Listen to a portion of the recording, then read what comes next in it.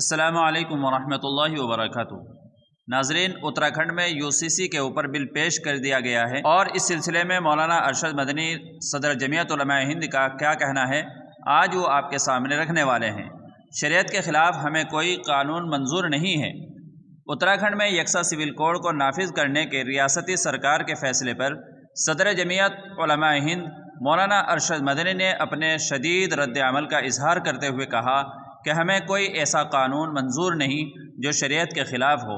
انہوں نے کہا کہ مسلمان ہر چیز سے سمجھوتا کر سکتا ہے لیکن اپنی شریعت اور دھرم سے ہرگز سمجھوتا نہیں کر سکتا۔ انہوں نے کہا کہ اتراکھنڈ میں آج یکساں سول کوڈ کا جو بل منظور ہوا ہے اس میں درج فہرست قبائل کو ہندوستان کے آئین کی دفعہ 366 کے باب 25 کی ذیلی دفعہ 342 کے تحت نئے قانون سے مستثنی کر دیا گیا ہے، اور یہ دلیل دی گئی ہے کہ آئین کی دفعہ 21 کے تحت ان کے حقوق کو تحفظ حاصل ہے۔ مولانا مدنی نے سوال کیا کہ اگر آئین کی ایک دفعہ کے تحت درج فہرست قبائل کو اس قانون سے الگ رکھا جا سکتا ہے تو آئین کی دفعہ 25-26 کے تحت ہمیں مذہبی آزادی کیوں نہیں دی جا سکتی، جن میں شہریوں کے بنیادی حقوق کو تسلیم کرتے ہوئے مذہبی آزادی کی ضمانت دی گئی ہے۔ اسی طرح دیکھا جائے تو یکساں سول کوڈ بنیادی حقوق کی نفی کرتا ہے۔ اگر یہ یکساں سول کوڈ ہے تو پھر شہریوں کے درمیان امتیاز کیوں؟ انہوں نے یہ بھی کہا کہ ہماری لیگل ٹیم اس بل کے قانونی پہلوؤں کا جائزہ لے گی، اس کے بعد قانونی چارہ جوئی کے بارے میں فیصلہ کیا جائے گا۔ مولانا ارشد مدنی نے کہا کہ سچ تو یہ ہے کہ کسی بھی مذہب کا ماننے والا اپنے مذہبی امور میں کسی طرح کی مداخلت برداشت نہیں کر سکتا۔ انہوں نے کہا کہ ہندوستان جیسے تکثیری ملک میں جہاں مختلف مذاہب کے ماننے والے صدیوں سے اپنے اپنے اعتقادات اور مذہبی ریت و رواج پر مکمل آزادی کے ساتھ عمل پیرا ہیں، وہاں آج یکساں سول کوڈ کا نفاذ آئین میں شہریوں کو دیے گئے بنیادی حقوق سے متصادم ہے۔ سوال مسلمانوں کے پرسنل لا کا نہیں ہے بلکہ ملک کے سیکولر آئین کو اپنی حالت میں باقی رکھنے کا ہے، کیونکہ ہندوستان ایک سیکولر ملک ہے اور دستور میں سیکولرزم کے معنی یہ ہیں کہ ملک کا اپنا کوئی مذہب نہیں ہے۔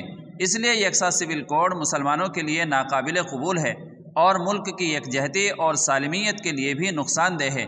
یکساں سول کوڈ کے نفاذ کے لیے دفعہ 44 کو ثبوت کے طور پر پیش کیا جاتا ہے اور یہ پروپیگنڈا کیا جاتا ہے کہ یکساں سول کوڈ کی بات تو آئین میں کہی گئی ہے، جبکہ دفعہ 44 رہنما اصول میں نہیں ہے بلکہ ایک مشورہ ہے، لیکن آئین کی ہی دفعہ 25، 26 اور 29 کا کوئی ذکر نہیں ہوتا جن میں شہریوں کے بنیادی حقوق کو تسلیم کرتے ہوئے مذہبی آزادی کی ضمانت دی گئی ہے۔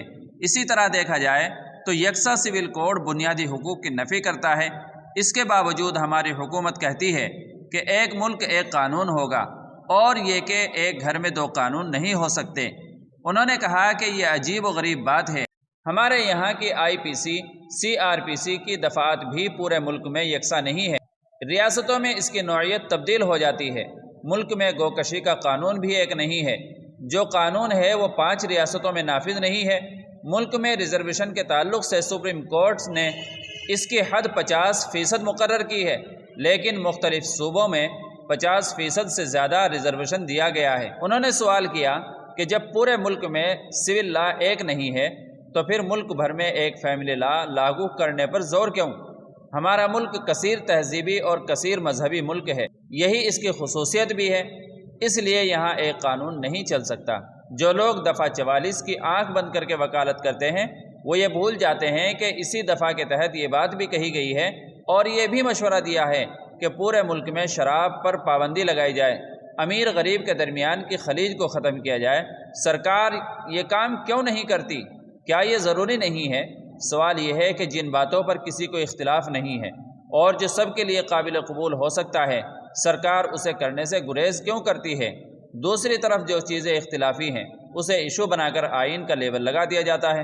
مولانا مدنی نے کہا کہ ہم یہ واضح کر دینا چاہتے ہیں کہ ہمارے جو فیملی لا ہیں وہ انسانوں کا بنایا ہوا قانون نہیں ہے، وہ قرآن و حدیث سے ماخوذ ہیں، اس پر فقہی مباحث تو ہو سکتے ہیں لیکن بنیادی باتوں پر ہمارے یہاں کوئی اختلاف نہیں ہے۔ مولانا مدنی نے یہ بھی کہا ہے کہ یہ کہنا بالکل درست معلوم ہوتا ہے کہ یکساں سول کوڈ کا نفاذ شہریوں کی مذہبی آزادی پر قدغن لگانے کی ایک سوچی سمجھی سازش ہے۔ انہوں نے یہ بھی کہا کہ فرقہ پرست طاقتیں نت نئے جذباتی اور مذہبی مسائل کھڑے کر کے ملک کے اقلیتوں بالخصوص مسلمانوں کو مسلسل خوف اور انتشار میں مبتلا رکھنا چاہتی ہے، لیکن مسلمانوں کو کسی بھی طرح کے خوف اور انتشار میں مبتلا نہیں ہونا چاہیے۔ ملک میں جب تک انصاف پسند لوگ باقی ہیں، ان کو ساتھ لے کر جمعیت علماء ہند ان طاقتوں کے خلاف اپنی جنگ جاری رکھے گی جو ملک کے اتحاد اور سالمیت کے لیے نہ صرف ایک بڑا خطرہ ہے بلکہ سماج کو تعصب کی بنیاد پر تقسیم کرنے کے در پر ہے۔ انہوں نے کہا کہ اس ملک کے خمیر میں ہزاروں برس سے نفرت نہیں محبت شامل ہے۔ کچھ عرصے کے لیے نفرت کو کامیاب ضرور کہا جا سکتا ہے، لیکن ہمیں یقین ہے کہ آخری اور حتمی فتح محبت کی ہونی ہے۔ آپ کی اس کے بارے میں کیا رائے ہے؟ کمنٹ باکس میں تحریر فرمائیں۔ چلیے پھر ملتے ہیں کسی دوسری ویڈیو میں۔ السلام علیکم ورحمۃ اللہ وبرکاتہ۔